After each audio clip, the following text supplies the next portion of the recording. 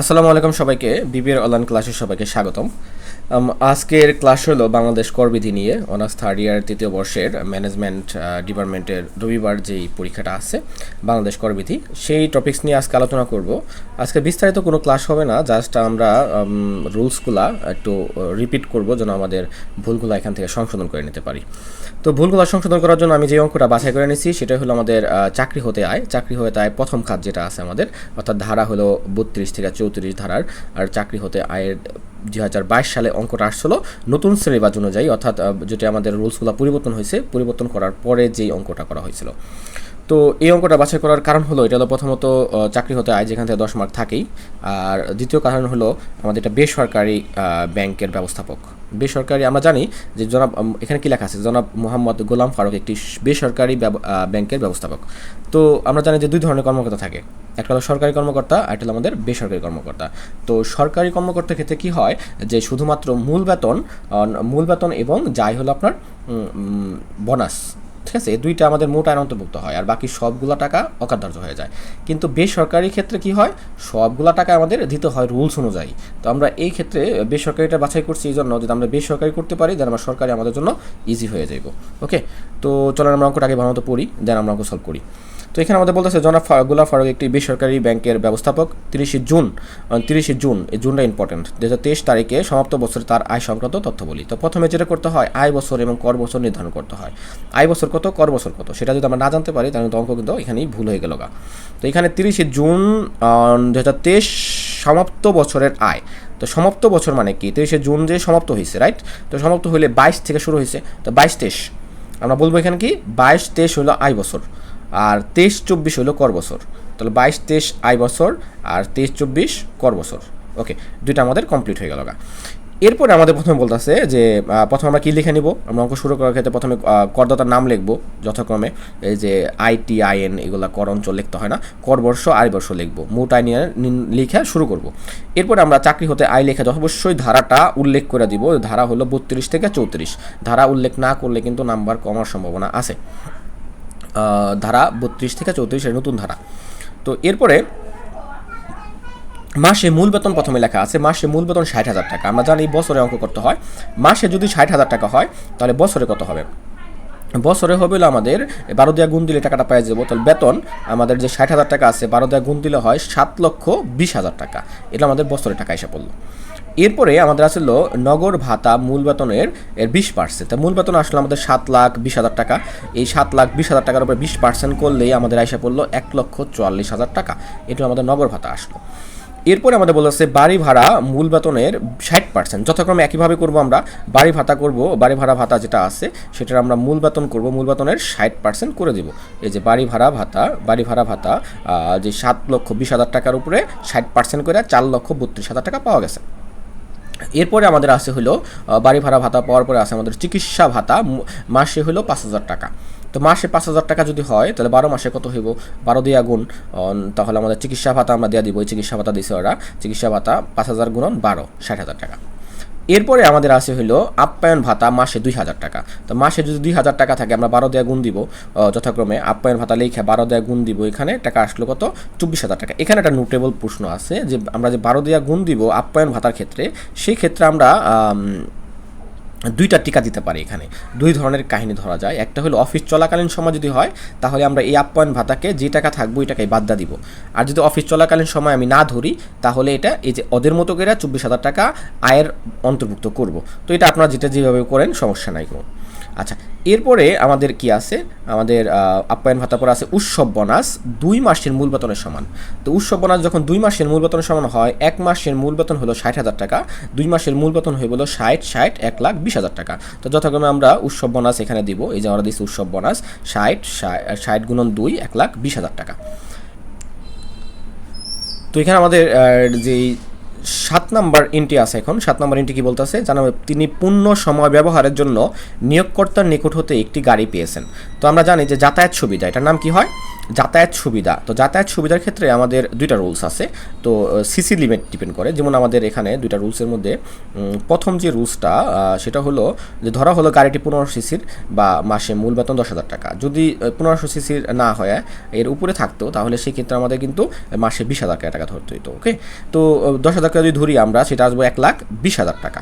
ওকে, তো আমরা দিব হলো তার যেই যাতায়াত সুবিধা 10,000 গুণন 12 অর্থাৎ 1,20,000 টাকা আমরা এখানে দিয়ে দেবো। এরপর আমাদের কি আছে প্রশ্ন অনুযায়ী 7 পরে আসলো 8 নাম্বার, তিনি মূল বেতনে 10% অনুমোদিত ভবিষ্যৎ তহবিলে জমা করেন। তো তিনি যদি জমা করেন তাহলে সেটা কখনো আসে না মোটা আয়ের সাথে, কারণ এটা তার বিনিয়োগে যাবে। ঠিক আছে, আমি কোনো টাকা জমা রাখতেছি, এটা আমার জন্য আয় না, এটা আমার জন্য কি বিনিয়োগ। এরপরে উক্ত তহবিলের সঞ্চিত অর্থের উপর এই বছর 15% হারে 45,000 টাকা সুদ পেয়েছেন, তাহলে এটা তার জন্য একটা ইনকাম, কিন্তু এই ইনকামের সাথে আবার রুলস আছে। তো এই সুদটাকে আমরা একটু পাশ কাটায় রাখি, এই সুদটাকে আমরা মূলত বাদ দিয়ে দিব, আমরা সুদটা অঙ্কের ভিতরে আনবই না। কেন আনবো না? কারণ এই সুদের টাকার লিমিটেশন বা অকারধার্য এত বড় যে কখনো এটা আয়ের অন্তর্ভুক্ত হয়ে সারে না। তো আমরা এটা কী দিয়ে দেবো, টিকা দিয়ে দিব যে এটা আয়ের অন্তর্ভুক্ত হবে না বা এত পার্সেন্ট, আমরা পরে বুঝতেছি ওটা। কিন্তু তার আগে আমরা একটা কথা আছে এখানে, তিনি তার মূল বেতনে 10% ভবিষ্যৎ তহবিলে জমা রাখেন। এটার ক্ষেত্রে যে কাহিনীটা হইব, এই কাহিনীটা হলো তিনি যদি জমা রাখেন তাহলে তার নিয়োগকর্তাও জমা রাখে, এটা আমাদের ধরে নিতে হয়। তিনি যদি জমা রাখেন তাহলে তার নিয়োগকর্তাও জমা রাখে, বেসরকারি অঙ্কের ক্ষেত্রে, সরকারি ক্ষেত্রে আবার আসবে না। তাহলে আমাদের এখানে কাহিনীটা হলো যে যদি বেসরকারি অঙ্ক করি, যদি বলা থাকে তিনি তার মূল বেতনে 10% ভবিষ্যৎ তহবিলে জমা রাখেন, তাহলে আমরা অবশ্যই ধরে নিব নিয়োগকর্তাও সমপরিমাণ টাকা জমা রাখে। তো আমরা এখানে ধরে রেখেছি যে অনুমিত প্রভিডেন্ট ফান্ডের নিয়োগকর্তার দান 10%। ওকে, তো আমরা এটা ধরেই নিব সবসময় বেসরকারি অঙ্কের ক্ষেত্রে 10%, এই যে 7,20,000 টাকা 10% 72,000 টাকা। এবার আসেন সুদের কথা।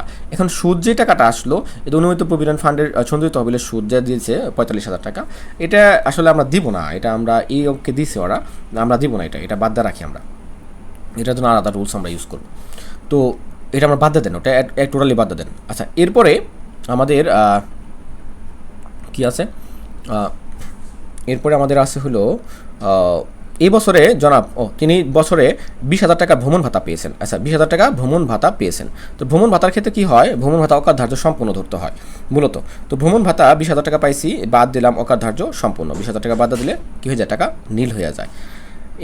এরপরে আমাদের কি আছে, এরপর আমাদের এবছরে জনাব ফারুকের বিনিয়োগ সমূহ, আচ্ছা এবছর জনাব মোহাম্মদ গোলাম ফারুক এর বিনিয়োগ ও খরচ সমূহ নিম্নরূপ ছিল।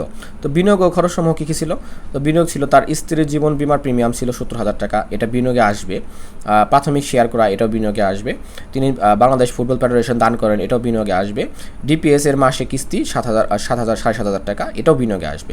তাহলে এখানে যে করা আছে বিনিয়োগ সবগুলো আসবে, খরচগুলো কিন্তু এরকমভাবে পাই নাই আমরা। খরচ কোনগুলো? ব্যক্তিগত খরচ, যেমন স্ত্রীকে গহনা দিচ্ছেন, সংসারিক খরচ করছেন, সন্তানের পিছনে ব্যয় করছেন, বই খাতা ক্রয় করছেন, এগুলো হলো ব্যক্তিগত খরচ, ওগুলো আসে না বিনিয়োগের ভিতরে। বিনিয়োগে আসলে ভবিষ্যতে টাকা জমা রাখছেন এবং কোনো স্বীকৃত প্রতিষ্ঠানকে দান করছেন, এগুলোকে বিনিয়োগ হিসেবে গণ্য করা হয়।